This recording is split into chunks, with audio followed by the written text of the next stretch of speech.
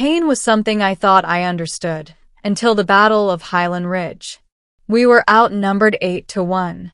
The air shimmered with plasma fire, and the soil of that alien moon turned to glass under the heat of our weapons.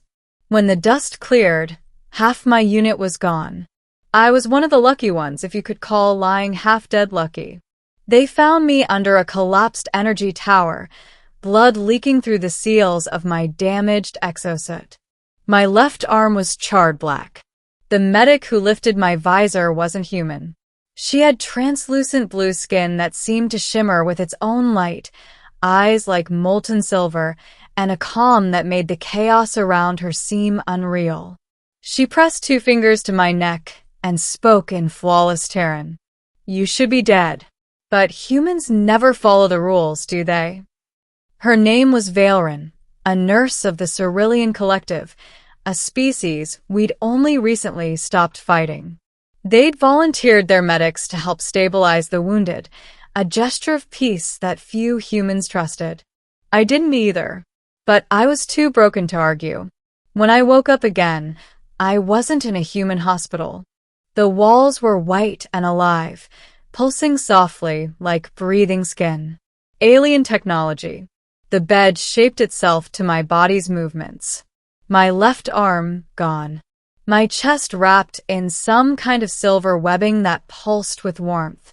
Valerin was there, adjusting the biolight above my bed. Her long fingers moved like silk ribbons through the air. "You shouldn't be awake yet," she said without looking at me. "I'm stubborn," I croaked. Humans are always stubborn. That's why you survive things no one else would attempt. When I tried to sit up, the pain was like being set on fire again. She pressed her palm to my chest, and the pain vanished instantly, replaced by a chilling calm. "You need to rest," she whispered. "The healing process hasn't even begun." I wanted to believe her, but when you've seen half your friends die screaming, resting feels like betrayal. The treatment. Days turned to weeks. I learned that the Cerulean medbays were as much alive as they were mechanical. The walls absorbed sound, the lights adjusted to mood, and the air smelled faintly of ozone and something floral. Valerin checked on me daily. Every time she entered, the room seemed to shift, as if it recognized her. I began to notice small details. Her hesitant smile when she saw me awake, the way her luminous skin dimmed when she was deep in thought, how her voice always softened when she spoke my name. But she never smiled for long. "Your cells aren't regenerating fast enough," she said one day, examining the readout from her hovering console. "Then push them harder," I muttered. "It's not that simple, human. Your biology fights the treatment. You adapt too fast, and your body rejects balance." "Balance doesn't win wars," I said. "Adaptation does." She frowned, if you could call the subtle shift of her alien features a frown. "You'll destroy yourself before you heal," she said softly. "That's what humans do, isn't it?" That was the first time her words actually stung. Later that night, when I was supposed to be sleeping, I heard her talking to another medic through the door. "He refuses sedation," she said quietly. "Every human soldier does. They think recovery is weakness." "Then let him break himself," the other voice replied. "No," she said firmly. "Not this one." I pretended to be asleep when she came back in, but I could feel her gaze linger. The next morning, she stood over me holding a small vial filled with swirling violet liquid. "What's that?" "A regenerative serum," she said. "It will repair what your body cannot. But the process that's brutal. I'm not sure even your kind can endure it." "You're not sure?" I asked, sitting up. "Then let's find out." She hesitated, silver eyes narrowing. "You don't understand. This treatment burns you alive from the inside out. It will tear your nerves apart before rebuilding them. If you lose consciousness, it will stop working. Then I won't lose consciousness." Her hands trembled as she set the vial into the injector port beside my bed. You're not ready for what comes next, she whispered. I looked straight at her. Try me. The pain of rebirth.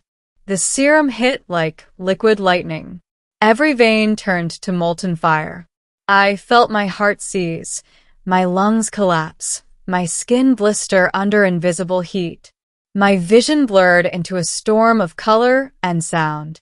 I heard Valerin shouting in her own language, her voice echoing through the haze. Stay with me, human. Stay with me. My jaw locked. I couldn't scream. Every cell in my body felt like it was exploding and rebuilding at the same time. My mind screamed at me to let go, to pass out, to end it. But I didn't. Because if I did, I'd prove her right. Through the agony, I focused on one thing, her voice. Calm. Steady. Commanding. She was my anchor. When the pain finally subsided, the air smelled like ozone and burnt metal. My vision cleared. My left arm, where nothing had been but scar and ruin, was there.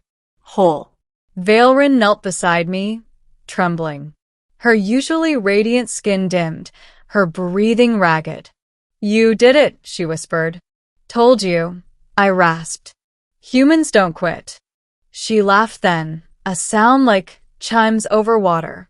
You shouldn't have survived that. That's what everyone keeps saying, I muttered. But as I looked at her, I realized something strange. She looked more exhausted than I was.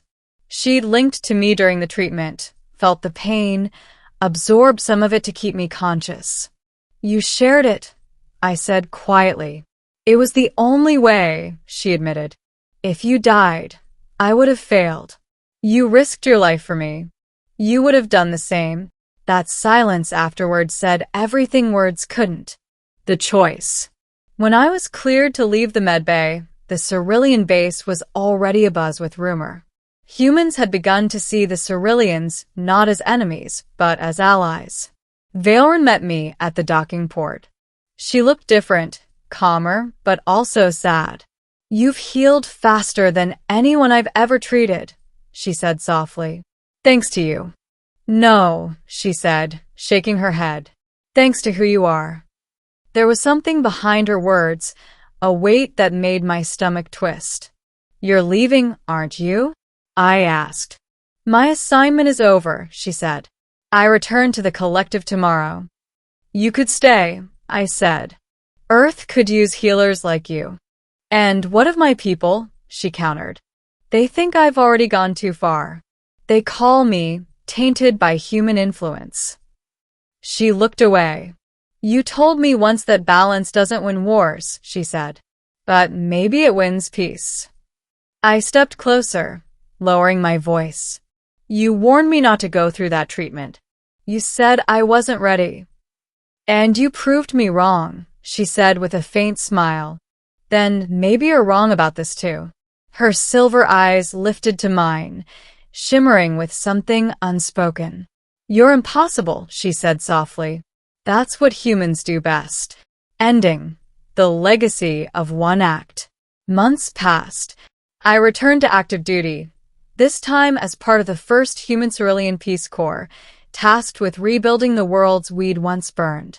One morning, while repairing a relay on the edge of the Zyron Belt, I received a message encoded with Cerulean glyphs. My translator whispered her name, Valerin. You once refused to back down, the message said. Now it is my turn.